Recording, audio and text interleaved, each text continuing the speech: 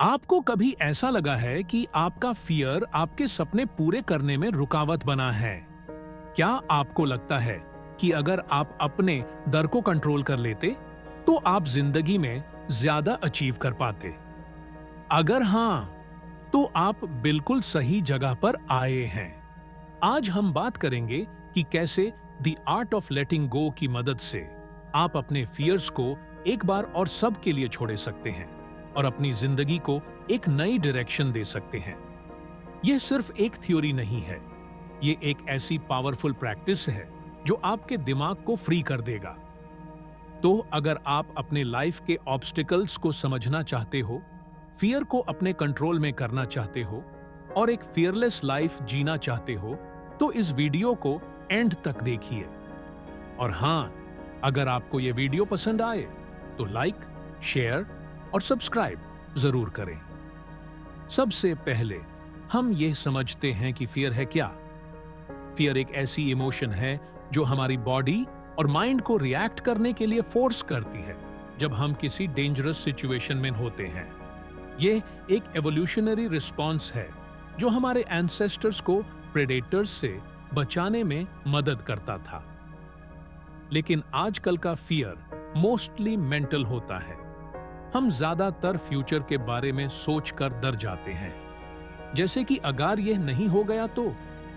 यह fear imagination से निकलता है जो हमारे दिमाग में अनसर्टेनिटीज क्रिएट करता है। फियर और करेज एक दूसरे के ऑपोजिट्स हैं। जब हम डर से घबरा जाते हैं, हम अपने सपनों को परस्यू करने में रुकते हैं।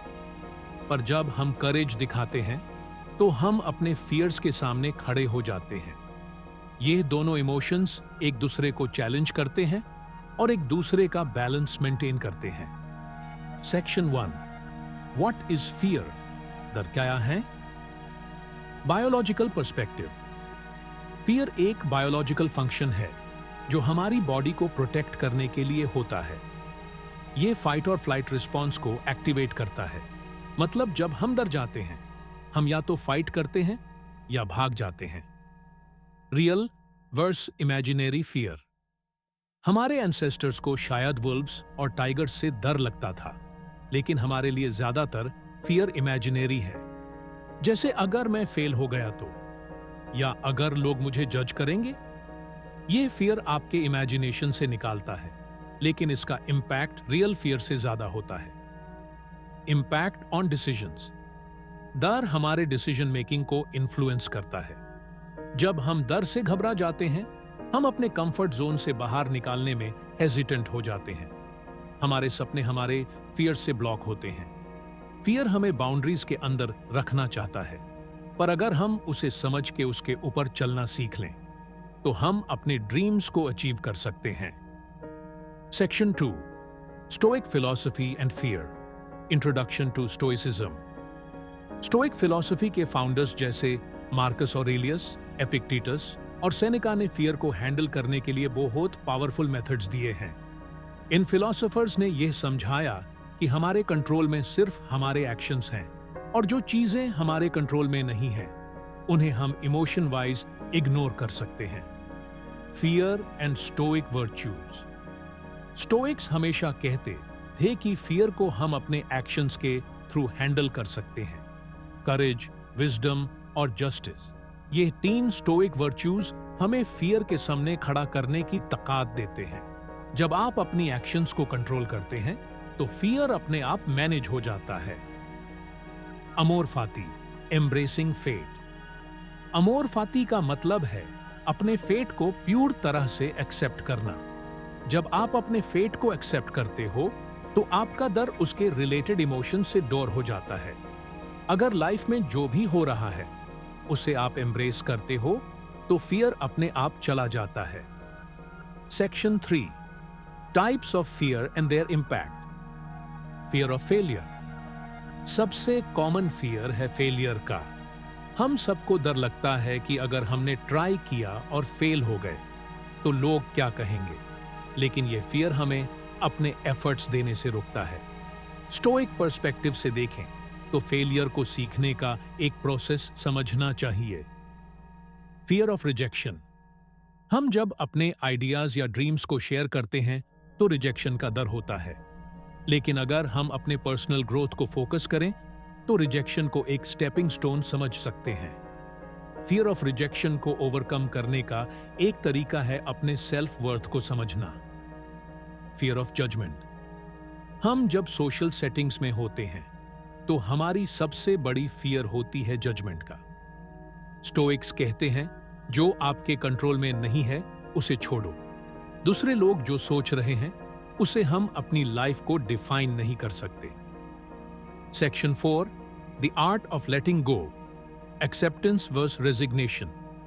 एक्सेप्टेंस का मतलब है अपनी सिचुएशन को समझना और उसे इवॉल्व होना।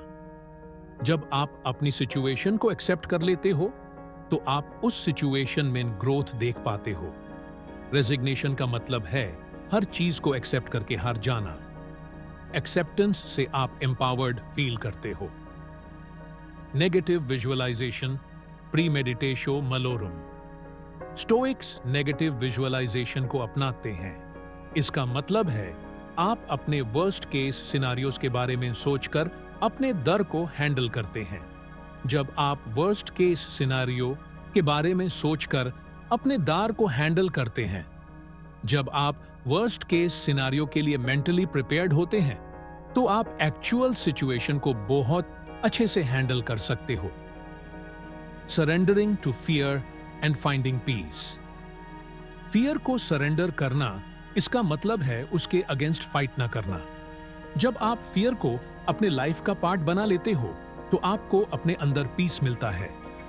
फियर को फाइट करने की जगह उसे एक्सेप्ट करना ज्यादा इफेक्टिव होता है। Conclusion, living fearlessly. Call to action.